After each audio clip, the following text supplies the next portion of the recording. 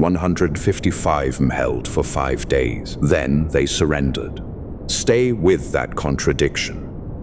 A company, 35th Battalion of the Irish Army, under Commandant Patrick Quinlan, stopped a force usually estimated around 3,000 at Jadotville, Fomosauville in September 1961, and within the next few minutes you will know exactly how they did it and why they still had to lay down their weapons. This is not a story about panic.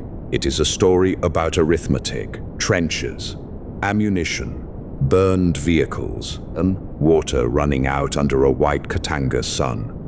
Would you have held on when the water was gone? The first bursts of machine gun fire cut through a dry morning. Red dust lifted, and one word, surrender, would bury everything else for decades. For years, Jadotville was remembered through the least useful word in the story, surrender. That word did the work of a verdict. It suggested collapse, it suggested shame, and it hid the harder truth. Quinlan's men did not fold in the first shock. They held repeated attacks, inflicted heavy losses, and did it without losing a single man in the main fighting. The end came later when the math turned final. Vehicles were wrecked, ammunition was falling. Water tins were nearly empty. Relief failed. The air smelled of hot metal and diesel from damaged Quamid trucks. Throats burned in the afternoon heat.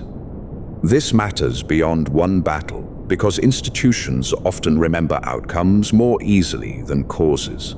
Still live with that habit now, even if the battlefield looked Jadotville was a small position inside a much larger fracture. The Congo had become independent in 1960. Then it began to come apart almost immediately. Katanga, rich and strategic, declared secession under Moise Chombe. The United Nations sent ONUC into a landscape thick with rival armies, foreign interests, and collapsing authority. By September 1961, Thai tension had hardened into Operation Morthor, a UN move against Katangese structures that pushed the whole region closer to open war. Connor Cruz O'Brien became one of the names that tied to that policy in Katanga. At Jadotville, the men in the trenches did not control any of this. They heard it through radios that crackled and faded in the heat. Engines coughed in the distance. The air felt like a storm waiting to break, but without rain. Amani. Here is the first answer to the hook. They held because Quinlan prepared before the shooting started. He did not trust the ground, and he did not trust the mood around them. So a company dug trenches, weapon pits, sangars, machine gun positions with overlapping fields of fire. That sounds basic. It was decisive. Later accounts, including work by Declan Power, Ricord Power, point to that preparation as one of the reasons the Irish survived the main battle without a combat death. Men scraped at hard earth with shovels that dry stones and threw sparks. Sweat darkened collars. Red grit stuck to their hands. You can call it caution if you want. On that ground and trick thousand, caution would simply a refusal to die for someone else's bad planning. An attack began on the 13th September 1961. Whatever the exact count outside the wire, the Irish were outnumbered badly from the start. Katangese gendarmes took part. European mercenaries were present. Local auxiliaries moved with them. The estimate of around 3,000 appears often because the pressure felt that large, even when the attackers did not move as one perfect mass. What mattered to the men inside was simpler. The enemy had numbers, initiative, the freedom to choose when to test the line again. Mortar rounds came in with that thin descending whistle soldiers remember for the rest of their lives. Then the blast slapped into faces. Telephone lines shivered. A small defended post became a closed world in a matter of minutes. The first surprise was waiting fire. Picture it clearly. Red dust beyond the town. Low shapes running forward. A few seconds of terrible uncertainty. Then the Bren guns opened from positions the attackers had not fully read. Short bursts, trolled. Crossing fields of fire. Men outside the wire are forced down before they can close. This is where preparation stopped being theory. A company, 35th Battalion, turned a thin defensive ring into something much harder than its size suggested. Inside the trenches, smell of cordite thickened fast. Brass hit dirt. Elbows pressed into the ground hard enough to bruise. This was not cinematic chaos. It was disciplined killing at measured range, and it bought time, only time. Nothing more generous than that. On paper, Quinlan's defense was close to textbook. Good positions, covered approaches, interlocking fire, clear discipline under pressure. That is the second answer to the hook. This is how 155 men held off a force many times larger. But a textbook defense is not a self-sustaining one. Trenches do not refill magazines. Sandbags do not produce water. Every hour, the position remained intact. Its weakness became more physical. Cans grew lighter, lips split. Men learned to swallow slowly because each sip had become a decision. How long could you fight when every sip had to be counted? The canteen sloshes less each time you lift it. That sound becomes its own kind of warning. Tactical success was real, and so was the clock running beneath it. And the battle changed shape. It was no longer just about stopping men in the open. Mortars kept dropping. Snipers made movement costly. Heat took over the rest. Cutox were its points. The siege. Under a hard sky, the trenches became ovens of dust and sweat, then sudden pits of concussion when shells hit near. Men could not rest properly. They could not expose themselves carelessly. They could not fetch or move supplies without risk. Fragments rattled against sandbags with a dry metallic hiss.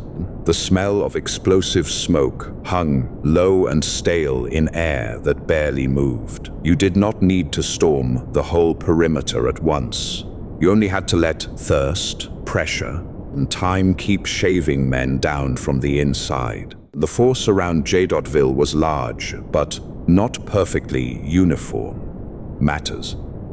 Accounts such as those discussed by Ray Bates point to thousands involved across the action, yet the exact number remains slippery because the attackers included Katangese's troops, local auxiliaries, and white mercenaries moving in and out of the fight. So the Irish faced two truths at once: enormous pressure, imperfect coordination. That helps explain why some assaults were blunted so hard and why the perimeter was never simply swallowed in one rush.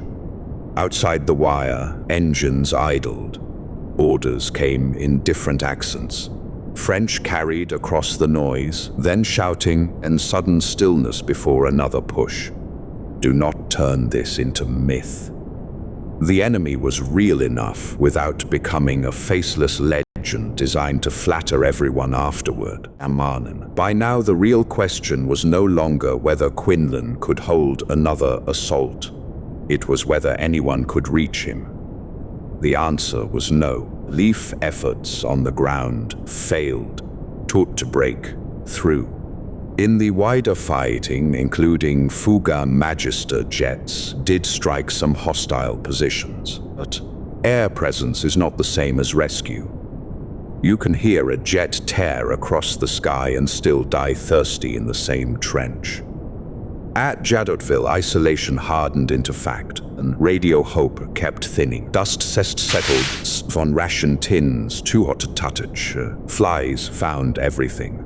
The line was still there, but it was becoming a sealed compartment and cut off from decision makers who had helped create the situation and could not undo it when it mattered most. This is the scene to remember, not a dramatic charge, not a flag. A man lifts a water tin and tilts it. Almost nothing comes.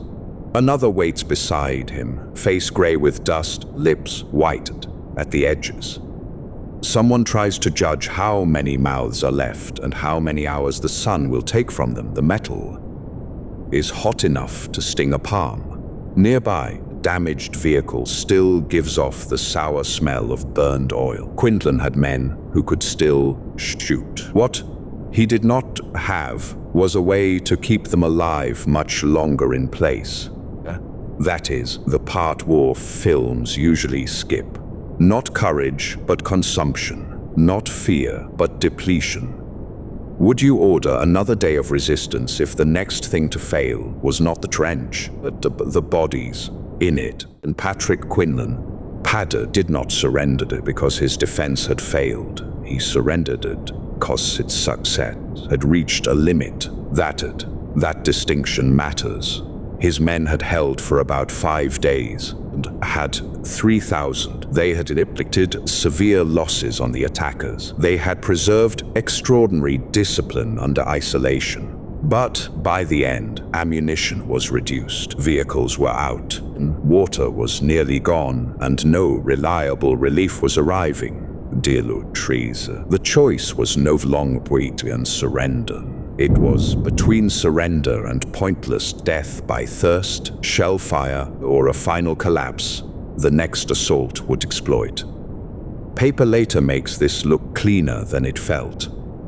In the moment, the air was hot, the mouths were dry, and every remaining round was tied by a body already weakening. Institutions prefer simple endings. Battlefields almost never provide them. The cost did not end when the firing stopped. The men of A Company entered captivity. Months passed before they were released in exchange. Back home, not 3,000, the battle did not receive the shape it deserved. Jadotville was shadowed by other shocks in the Congo, including the Niemba ambush, and by a public memory more comfortable with embarrassment than with complexity. Store-wide aid. You can survive a siege and still lose the argument afterward. That too is a kind of casualty. The evening after battle has its own atmosphere. Less noise, more flies. The stale smell of smoke sitting in clothes and hair. Counting each other in the dim light, because countings is one of the few forms of control left. They had done almost everything asked by war. The record would not repay them quickly. Recognition came late, much too late. For decades, Jadotville sat in an uncomfortable corner of Irish military memory, as if the surrender explained enough and no further audit was necessary. But later reappraisals, veterans' accounts, and historical work pulled the case back into daylight. The point was not to invent a legend, a defense. The point was to correct a distortion. A stekliffs can be tactically indolent and strategically abandoned at the same time. Those are not contradictions. They are often partners. You still see the pattern now.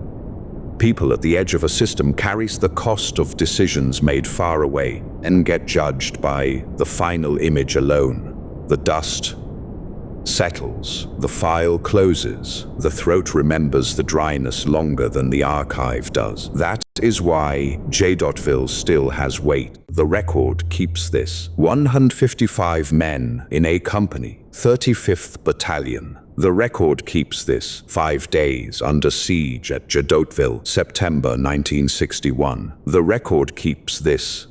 No Irish soldier killed in the main battle. The record keeps this. Commandant Patrick Quinlan surrendered when water, ammunition, and relief had run down to the point of fiction.